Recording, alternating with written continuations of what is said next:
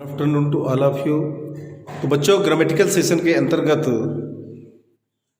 कुछ न कुछ ऐसे टॉपिक, कुछ न कुछ ऐसे चैप्टर्स जो हमारी एग्ज़ाम की दृष्टि से, परीक्षा की दृष्टि से और सबसे मूल बात हमारे दैनिक जीवन में काम आने वाले स्ट्रक्चर्स हैं, जिनकी चर्चा वीडियोस के माध्यम से मैं लगातार आपके साथ करते जा रहा हूँ। आज एक बहुत इंटरेस्टेड टॉपिक पर मैं आपसे चर्चा करूँगा। प्रायः हम आप सभी टेंसेज के विषय में जानते हैं, एक्टिव पैसिव के विषय में जानते हैं। एक्टिव कर्तृवाच्य है जिसमें कर्ता की प्रधानता होती है, पैसिव कर्मवाच्य होता है जिसमें कर्म की प्रधानता होती है। तो एक्टिव पैसिव के विषय में तो हमने सीखा है, लेकिन कुछ ऐसे भी वाक्य आ जाते हैं हमारे कन्वर्सेशन में कि हमें सोचना पड़ता है कि मैं इसका ट्रांसलेशन इस फॉरेन लैंग्वेज में, इंग्लिश लैंग्वेज में कैसे करूं। मैं जैसे एक छोटा सा वाक्य मैं बोल दूं, मैं मुझे मंदिर जाना है, मुझे मंदिर जाना है, ये लीजिए वाक्य आ गया आपका। अब आपको तो ये जानकारी है कि मैं मंदिर जाता हूँ, मैं मंदिर गया, मैं मंदिर जाऊँगा। इस प्रकार से हम एक्टिव वॉइस के अंतर्गत जो 12 टेंस आपके पढ़े हैं आपने, उसके अलावा भी बहुत कुछ ग्रामेटिकल पोर्शन के अंतर्गत ग्रामर में है जिसका यूज हमें करना चाहिए। तो उसी से संबंधित एक टॉपिक लेकर यहाँ पर मैं उपस्थित हूँ आपके सामने। पहले हेडिंग आपको बता देता हूँ, use of is am are. ये तो ऑक्सिलरी वर्ब है, आप जानते हैं, कभी कभी मुख्य क्रिया भी बन जाती हैं। अब ये क्या है, वर्ब। वर्ब के विषय में तो आप पार्ट्स ऑफ स्पीच के विषय में मैंने आपसे आग्रह किया था कि parts of speech, noun to interjection जो 8 होते हैं, उनके विषय में आप अपनी ग्रामर बुक से जानकारी ले लीजिए। हालांकि सेपरेट वीडियो आपको सेंड किए गए हैं, आपके गूगल क्लास में आज भी वो पढ़े होंगे, लेकिन शायद आपने उनको देखा है या नहीं, ये आप ही बता सकते हैं। तो अगर मैं वर्ब की बात करूं कि वर्ब किसे कहते हैं, a verb is a word which shows an action, state और पोजीशन।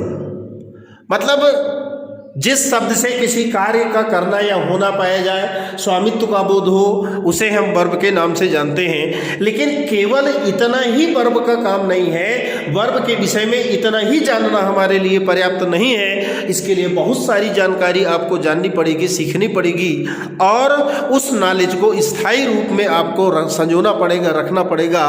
तो उसका सेपरेट वीडियो मैं आपको बनाऊंगा, मैं बताऊंगा आपको मैं कि वर्ब क्या है और वर्ब के कितने प्रकार होते हैं, लिंकिंग वर्ब किसे कहते हैं, प्रिंसिपल वर्ब किसको कहते हैं, है ना, डायनेमिक वर्ब किसको कहते हैं। बहुत सारी वर्ब्स आपको मिलेंगी जिन वर्ब्स के माध्यम से ही, चाहे न्यूज़पेपर की बात हो, चाहे लिटरेचर के बुक्स की बात हो, सब जगह आपको ये अवेलेबल होने वाला है। अवेलेबल होता है, लिखा रहता है, हम आप सरसरी निगाह से पढ़ लेते हैं, लेकिन उसको समझने का प्रयास नहीं करते। समझने का प्रयास करना चाहिए। देखिए, जब हम किसी कार्य को करने में लगने, माने उसको हल करने में, उसको सीखने में अपना इंटरेस्ट दिखाएंगे, तो धीरे धीरे करके बातें वो हमारी समझ में आने लगती हैं। तो ये इज एम आर है ना, इनके साथ टू का प्रयोग, वाज वर्ब के, वाज वर विल बी के साथ टू का प्रयोग, has have had will have के साथ टू का प्रयोग। मतलब ये जो is am are, was were will be, has have had will have, इन सब के साथ टू का प्रयोग। और एक अलग से केस आपका है जो आपको बताऊंगा मैं, हैविंग टू का प्रयोग हम कहाँ पर करते हैं, हैविंग टू का प्रयोग हम कहाँ पर करते हैं। और इंग्लिश ग्रामर के अंतर्गत ये कौन सा स्ट्रक्चर है, ये कौन सा चैप्टर है, कौन सा टॉपिक है जो हमको कुछ देने वाला है। तो उसी संबंध में मैं आपसे यहाँ पर इस वीडियो के माध्यम से चर्चा करने वाला हूँ कि प्रायः हमारे दैनिक जीवन में इस प्रकार की कन्वर्सेशन आ जाती है, इस प्रकार की बातें आ जाती हैं कि हम अपने आप को अस्थिर महसूस करने लगते हैं, और लगता ये है कि इसका अनुवाद वास्तव में होगा तो होगा क्या। मुझे अमेरिका जाना पड़ा, अमन को पार्क जाना पड़ता था, मुझे गिटार बजाना पड़ता था, मुझे पुस्तक पढ़नी पड़ती थी, मुझे विद्यालय जाना पड़ता था। बहुत सारे ऐसे वाक्य हैं, पढ़ता था, है ना, पढ़ता था, पढ़ता है, पढ़ता था, पढ़ेगा, मतलब तीनों टेंसों में हमको जानकारी लेनी पड़ेगी, तीनों टेंसों में सीखना पड़ेगा। तो ये तो हेडिंग मैंने आपको बताई कि जिस टॉपिक को लेकर के मैं आपके सामने उपस्थित हूँ, use of is am are +2 was were will be to has have had will have to, और एक स्पेशल केस आपका अंत में आपको बताऊंगा मैं हैविंग टू का प्रयोग किस प्रकार से करते हैं, और हैविंग टू का प्रयोग जब हम करते हैं तो उसका सेंस क्या निकलता है। क्लियर? अब आपको जानकारी हो गई होगी कि दैनिक जीवन में, हमारे डेली रूटीन में बहुत सारे मित्र हम आपस में मिलते हैं तो इस प्रकार की बातें करते हैं कि राम को तो ये काम करना पड़ता था, राम को विद्यालय जाना पड़ता था, हमें परीक्षा देनी पड़ती थी, इत्यादि कुछ इस प्रकार के सेंस हैं, कुछ इस प्रकार के भाव हैं जो कि हमको कहीं ना कहीं अस्थिर कर देते हैं और हम चुपचाप रह जाते हैं। देखिए, ज्ञान का अक्षय भंडार है, आप जितना भी ज्ञान प्राप्त करें आपको कभी ऐसा नहीं लगेगा कि मैं परफेक्ट हो चुका हूँ।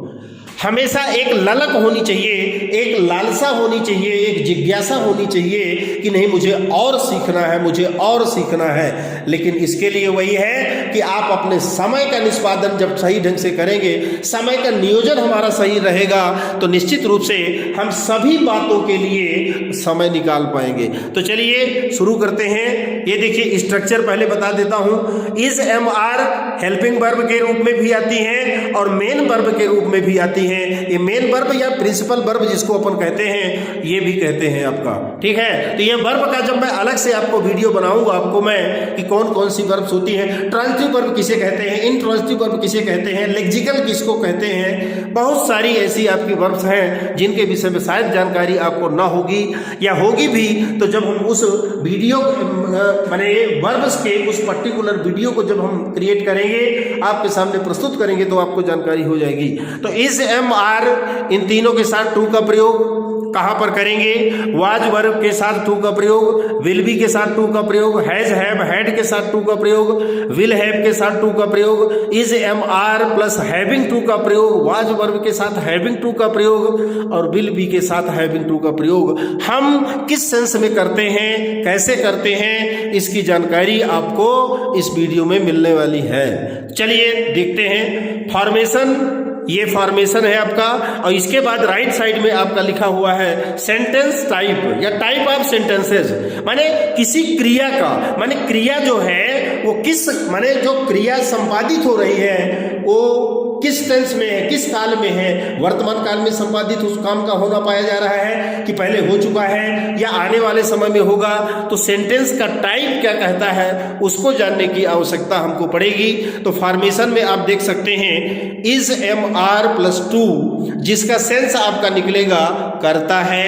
प्रेजेंट टेंस की बात है, ये ध्यान रखेंगे। इज एम आर के साथ, ठीक है, टू का प्रयोग करिए, इसका सेंस निकलेगा करता है। हैज हैव का प्रयोग करके या हैज और हैव दोनों के साथ टू का प्रयोग करेंगे तो वही अर्थ निकलेगा करता है या करना पड़ता है। लेकिन बच्चों ये जो केस है वो कंपल्सन का है। कंपल्सन का मतलब होता है विवशता या मजबूरी या अनिवार्यता। कंपल्सन मतलब विवशता, मजबूरी उसी को कहते हैं, साइनोम्स है, पर्यायवाची है आपके, अनिवार्यता, ठीक है। तो अगर अनिवार्यता आपकी शो होती है किसी भी क्रम में, अनिवार्यता यदि शो होती है तो इस एम आर का जो प्रयोग अभी हम यहाँ करते हैं, इस का प्रयोग करिए, एम का प्रयोग करिए, आर का करिए, टू लगाइए, है ना, करता है के सेंस में। लेकिन जब अनिवार्यता पाई जाएगी तो उस समय हम इज एम आर का प्रयोग ना करके हैज हैव का प्रयोग कर देंगे अकॉर्डिंग टू आवर सब्जेक्ट।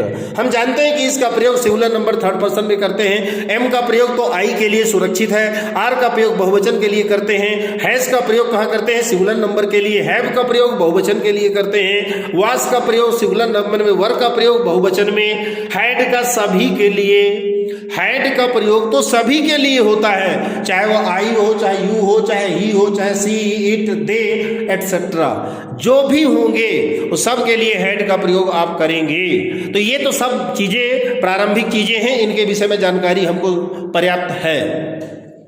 तो इज एम आर +2 का प्रयोग करता है कि सेंस में किसी क्रिया का हैज हैव और टू का प्रयोग करेंगे, वाक्य को बनाएंगे, तो वो कंपल्सन का केस कहलाएगा, विवशता या मजबूरी की बात होगी।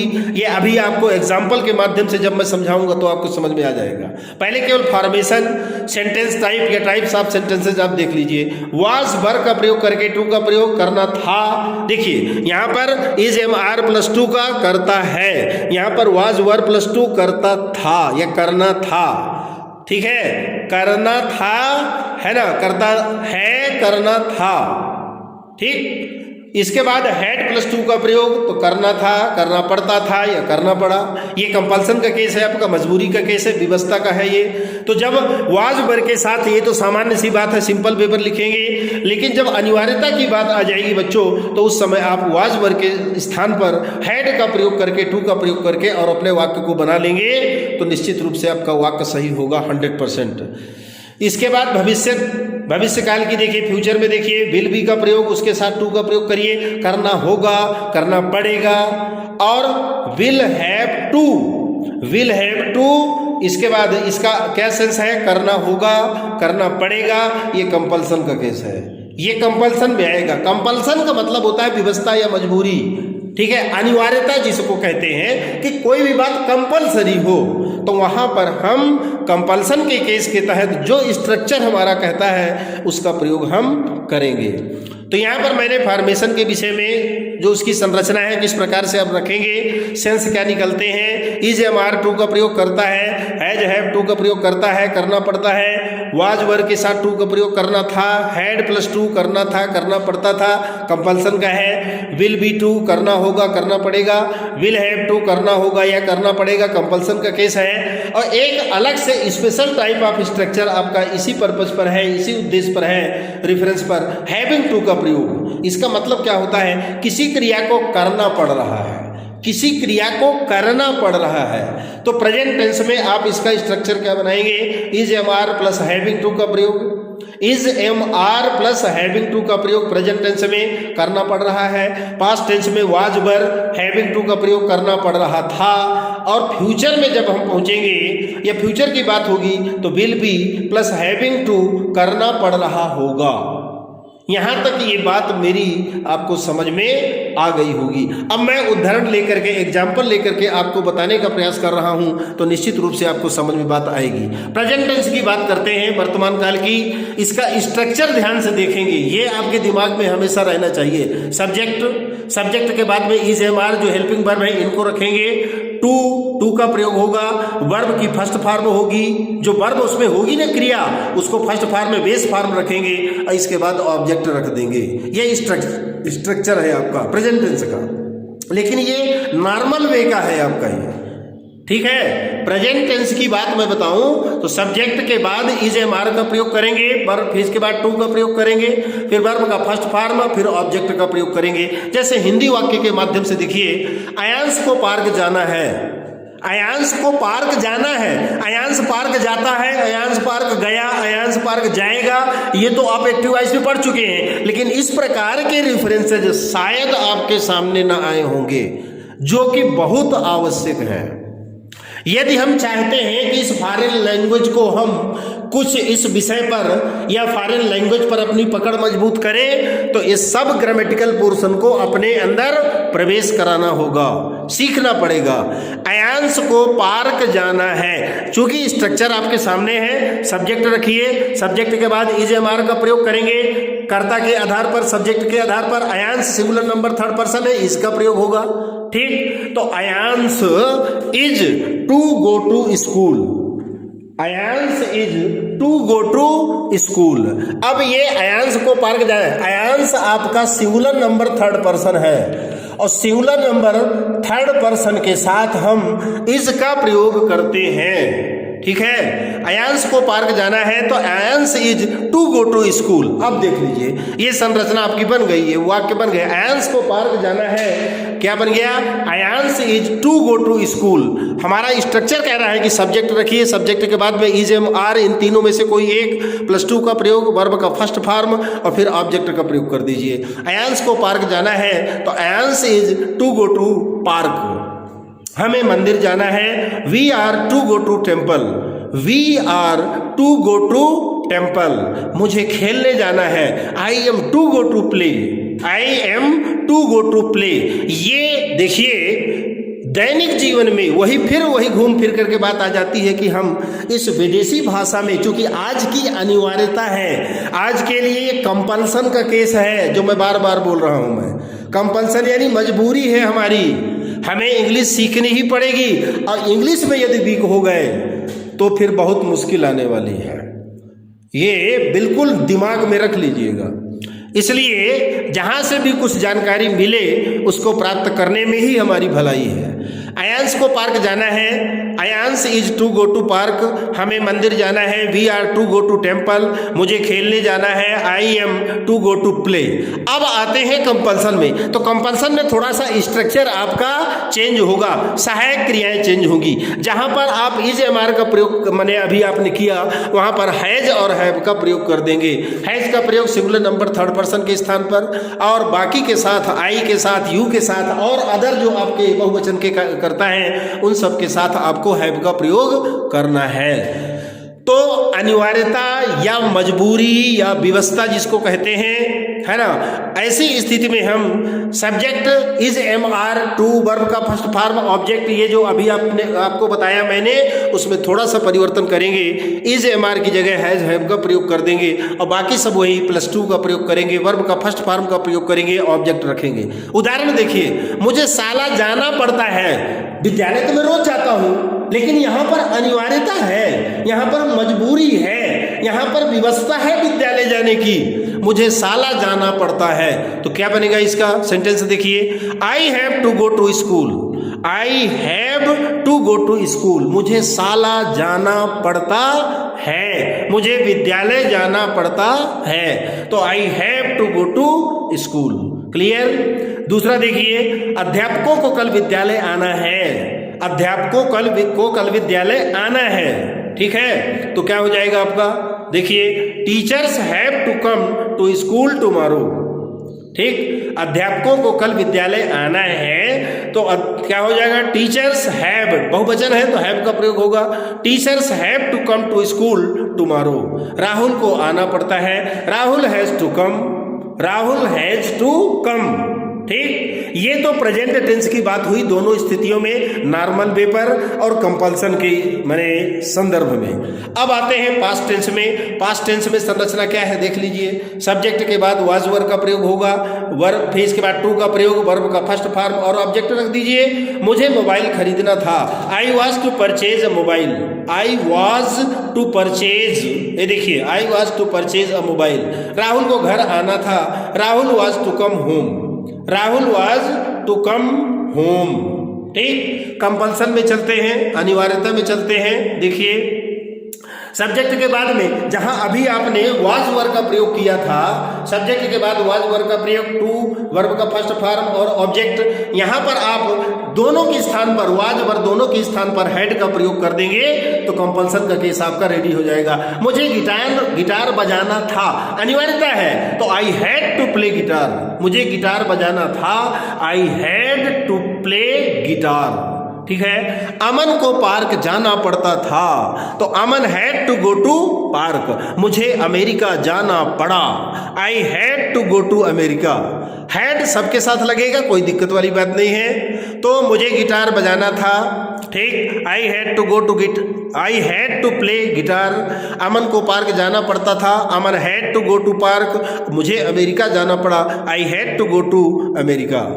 ठीक, अब आते हैं हम फ्यूचर टेंस में। फ्यूचर टेंस में नॉर्मल संरचना आपकी क्या है, स्ट्रक्चर, सब्जेक्ट के बाद विल बी का प्रयोग करेंगे सभी के साथ, +2 का प्रयोग, वर्ब का फर्स्ट फॉर्म और वही ऑब्जेक्ट रखेंगे। मुझे साला जाना पड़ेगा, I will be to go to school, I will be to go to school, मुझे साला जाना पड़ेगा, I will be to go to school. Ram को आना पड़ेगा, Ram will be to come, Ram will be to come. ठीक है। अब आते हैं कंपल्सन में, किसके? फ्यूचर टेंस के।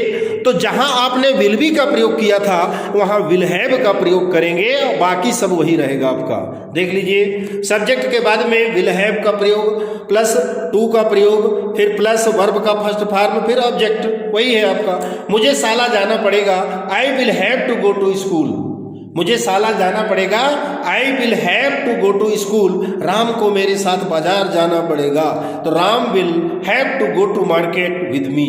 ठीक, राम को मेरे साथ बाजार जाना पड़ेगा, अनिवार्यता है, मजबूरी है, मुझे साला जाना पड़ेगा, अनिवार्य है, तो I will have to go to school. जब अनिवार्यता की बात आ जाती है तो उस समय कंपल्सन का केस बनता है, और कंपल्सन के केस में जहां विल बी का प्रयोग अभी तक हमने किया था, यहां पर हम विल हैव का प्रयोग कर देंगे। मुझे साला जाना पड़ेगा, I will have to go to school. Ram को मेरे साथ बाजार जाना पड़ेगा, Ram will have to go to market with me. ठीक, तो ये एक जो बहुत इंटरेस्टिंग टॉपिक मैंने आपके सामने रखा है कि किस प्रकार से हम अपने दैनिक जीवन में इस फॉरेन लैंग्वेज पर अपनी पकड़ बनाएं, लोगों के साथ हम कन्वर्सेशन करें। क्योंकि बहुत सारे विचार, देखिए, मन में विचार तो आएंगे, लेकिन उन विचारों को एक गति देने के लिए, उस भाव को प्रकट करने के लिए हम इस फॉरेन लैंग्वेज में किस प्रकार से अपने आप को सक्षम बना पाएंगे, इसके लिए ग्रामेटिकल जानकारी बहुत ज़रूरी है। ठीक है, तो कुल मिला करके इज, एम, आर, ये प्रेजेंट टेंस की बात हो गई, वाज, वर पास्ट टेंस की बात हो गई, विल बी ये फ्यूचर की बात हो गई, हैज, हैव, हैड और विल हैव ये कंपल्सन की बात है आपकी, ये है ना। तो हम किस प्रकार से ऐसे वाक्यों को बनाएं, ये जानना बहुत जरूरी है।